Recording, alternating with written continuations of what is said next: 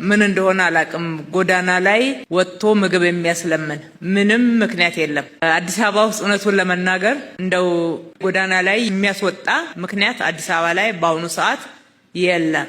ከነኚህ ምገባ ማዕከላቶች ውስጥ ወደ አንዱ ጎራ ብሎ ትኩስ ንጹህ ምግብ የተመጣጠነ ምግብ መመገብ የሚቻልበት ከተማ ሆኗል።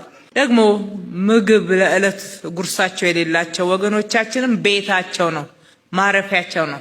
እርቧቸው መተው ምግብ የሚበሉበት ብቻ ሳይሆን አረፍ ብለው እርስ በርሳቸው ሰዓት ወስደው ተወያይተው የሚሄዱበት ቤታቸው ነው። ስለዚህ በየጎዳናው ለዕለት ጉርስ ለሚለምኑ ወገኖቻችን ሁሉ ድጋሚ መልእክት ማስተላለፍ እወዳለሁ።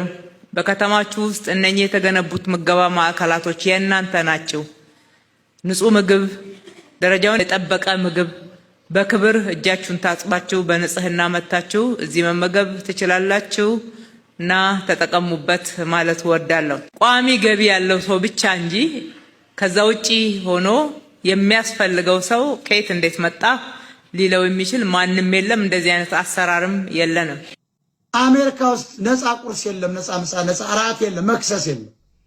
ከፍለ ነው የምትበላው፣ ከፍለ ትኖራለህ፣ ከፍለ ትነዳለህ፣ ከፍለ ይቅርታ ሁሉም በክፍያ ነው። ማይብራዝ እያየ ነው። የኢትዮጵያ ነፃነት የሚረጋገጠው